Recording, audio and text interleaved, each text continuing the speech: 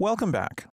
In this section, we're concerned with implementing the cornerstone of all RPGs, experience and leveling up. Now, if you're creating an RPG, then you've likely played many of them, and you're well aware of how experience and leveling up works. But let's just make sure we're on the same page about all this.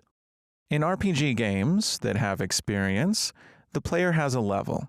Usually you begin at level 1, but not always. And you start off with an amount of experience, also referred to as XP. Usually your XP begins empty, and you can typically see it on the screen in the HUD in the form of an XP bar. Now, when you do things in the game that are significant, you're awarded XP, so you start to see your XP bar steadily increasing until it gets almost filled up, at which point the next time you gain XP is going to push your bar up to full and perhaps beyond. At this point, it's said that you level up. This is associated with an award, usually in the form of your level going up and your XP bar draining back down to empty, at which point you're going to repeat the process, continue doing significant things in the game, gaining XP, and leveling up yet again. And each level up is generally associated with an increase in power, capability, and in general, the player's capacity to affect the game world in more dramatic ways. This is essential to the RPG game loop and keeping players engaged. Now let's talk about how a system like this works mathematically. Let's say that we're starting off at level 1, which means that we have an XP bar and our experience points begin empty with 0. And let's just say that in order to level up to level 2, we have to reach 300 experience points. Now, we'll call this the level up requirement at level 1. If you're level 1, you have to reach 300 in order to level up to level 2. Now, let's just say at level 2, you must reach 900 experience before you can level up to level 3. And let's just use the convention that we'll say the level up requirement at level 2 is 900. Be careful, this is where a lot of people start to get confused with the mathematics here. I'm saying the level up requirement at level 2 is 900. That's the total XP gained so far in the game. In other words, you had to gain 600 more XP after that initial 300 that you used to get to level 2. Now, let's say that the next level up requirement, in order to get from level 3 to level 4, is 2700. Now, again, that's only 1800 more. You reached level 3, you had 900 total, and then you got 1800 more, bringing that total up to 2700. So we're treating XP here as a cumulative total throughout the game. Now, if you wanted to, you could say that your level 2 requirement is 600 and your level 3 requirement is 1800. But the reason I like to do it the other way, keeping a cumulative total, is because this allows us to handle situations when leveling up that would be difficult to calculate. And we'll talk about those in just a moment. Now, if you're a very mathematically inclined person, you're probably noticing a pattern here. 300, 900, 2700. That's a mathematical formula, and if you're sharp, you probably have figured it out. It's this formula. The requirement for any given level is 100 times 3 raised to the power of the level. At level 1, your level up requirement is 100 times 3 raised to the first power, or just 100 times 3. At level 2, your level up requirement is 100 times 3 squared. 3 squared is 9, 9 times 100 is 900. At level 3, 100 times 3 raised to the third power gives 2700, and so on. So you may be tempted to say, well, we could just use a mathematical formula to dictate how much XP is required at any given level. And there's nothing wrong with doing it that way. That is actually a valid way, and some games do use mathematical formulas. The problem with a mathematical formula is you're forced to stick to that formula unless perhaps you have multiple formulas. You could use this formula up to level 3 and then a different formula from level 4 on, and so on, but that makes things a bit more complicated, and some games just choose these values by hand without a mathematical formula. Let's say that your level 4 requirement is 6,500. In other words, you'd have to gain a total of 3,800 more from your 2,700 in order to get from level 4 to level 5. Now, this doesn't adhere to this mathematical formula. If we stuck to the formula, it would be 100 times 3 raised to the 4th power. That would be a level requirement of 8,100, not 6,500. So I'm just pointing out that there are a couple ways to do this. You can use a mathematical formula and make your life easier, or you can do things in a different way that gives you more fine-tuned control. And that's totally going to depend on the needs of your game. Now, for this game project, I'm not going to use a mathematical formula for level up requirements. Why? Because I'd like them to be set by hand, and in addition to that, I'd like other values associated with our level up information, not just the XP requirement, but things like rewards for leveling up. For that reason, I like to use a data asset to keep this data-driven, and we can make one called Level Up Info. Now, this data asset is going to contain information for each level, and the most obvious piece of information per level is going to be that level up requirement, and this could simply be an integer. So we can have perhaps an array of some kind of data structure that contains a level up requirement. And we can have any other additional information in there, such as an attribute point reward. This could also be an int32.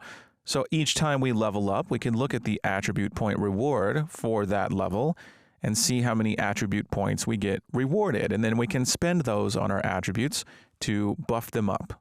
Now, I'd also like other types of rewards, such as a spell point reward. So we could have a spell point count. And as we level up and get more spell points, we can spend those on either upgrading our spells or unlocking spells that we haven't yet acquired. This is a very common way to handle unlocking new content. So our level up info can also contain that spell point reward. So it's a data asset that's kind of simple, kind of basic.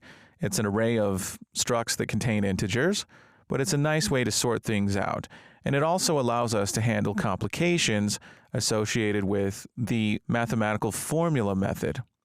And we'll talk about that in a second. Now, the data asset should also have an easy-to-use function for looking up what level we should be at for any given XP amount. Now, how would a function like this work? Well, let's talk about that. Let's say that for each level, we have level requirements. In other words, if we know how much XP we have, we know what level we should be. Now, let's say that we're playing our game and we've reached an XP total of 180 so far. So we haven't leveled up yet. We're still level 1, right? Now, let's say we just happen to defeat a higher level enemy. Perhaps we're just that good, and that enemy gives us a lot of XP, say 1,000 points. What happens in this case? Now, we only needed 120 more XP points to level up to level 2, but 1,000 is far more than that. 1,000 puts our total at 1,180. That means we're right here. We have enough experience to be level 3 now. In other words, we've just achieved a double level up. Now, this is not as uncommon as you might think. This happens all the time in games.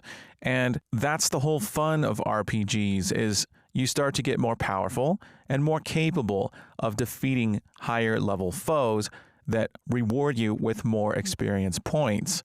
So it would be a serious shortcoming if you did not account for this in your code. So we'll make sure that we account for it. Now, I mentioned complications with using mathematical formulas as opposed to data assets. A formula could be used to calculate XP requirements, but this makes the mathematics a little bit cumbersome to handle things like double level ups, or perhaps triple or quadruple level ups. You see, you'd have to jump through mathematical hoops. You'd have to take the player's current level, which would be 1, and plug that into the formula to see how much more experience they need to level up to level 2. Then you'd have to plug 2 into the formula to see how much would be required to level up to level 3, and check the current amount of experience being received and see if it's enough to do a double level up. You'd also have to check to see if this was a triple level up and so on, and it gets a little bit out of hand. Whereas if we have a data asset, we can simply write a neat little algorithm that will check for double and triple level ups, so we'll be talking about ways to handle this situation. So we have a number of steps moving forward to implement XP and leveling.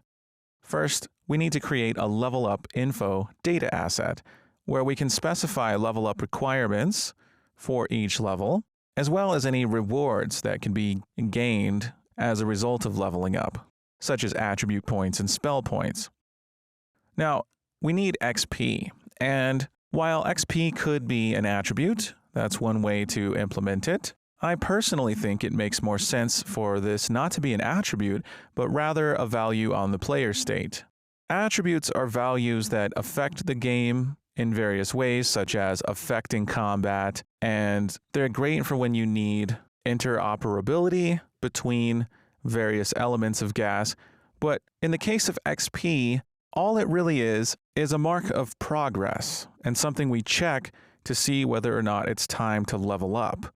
We don't really use XP in our combat calculations, for example, so I personally think it's better not being an attribute. However, you may disagree and feel like it should be an attribute, and that's fine. In this course project, though, we're going to put it on the player state. Now, we're going to need it to have a rep notify, so that way, as we set it on the server, and it should only be set on the server, we can replicate it to clients, and that way its changes can be reflected in the HUD. Now, we're going to need a delegate to broadcast when the XP changes, and that way our widget controller can respond to that delegate broadcast and update any widgets such as our XP bar in the HUD. Now, we also need an XP reward, the amount of XP gained each time we kill an enemy, and this can be based on the enemy's level and its class or anything else we want. But we need to know how much XP any given enemy is going to give us. And then we actually need to award that XP when killing an enemy. Now, this is going to be closely related to our systems in GAS, as when things happen, such as applying gameplay effects and changing attributes like health, that's when we can determine whether or not damage was fatal. So, even though XP is not going to be an attribute, that's not to say that we won't have some kind of attribute that we can update in order to make those XP calculations, something like a meta attribute, as that's what our incoming damage attribute is. So we'll get to that. And finally, we have to actually handle leveling up, and potentially handle multiple level ups. As we mentioned before, we may defeat an enemy that gives us enough XP to double or even triple level up. We need to handle that potential situation. And along with leveling up, we need to reward our player with any rewards that we decide we should get, such as attribute points and spell points. So leveling up is quite a system. It's not terribly complex, but there are a lot of parts to it that we have to keep in mind.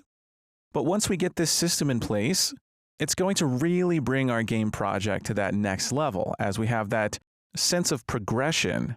And as the player gains progress, they can then become more powerful and move on to higher level enemies, dungeons, etc. So we'll implement this system in the videos to come. I'll see you soon.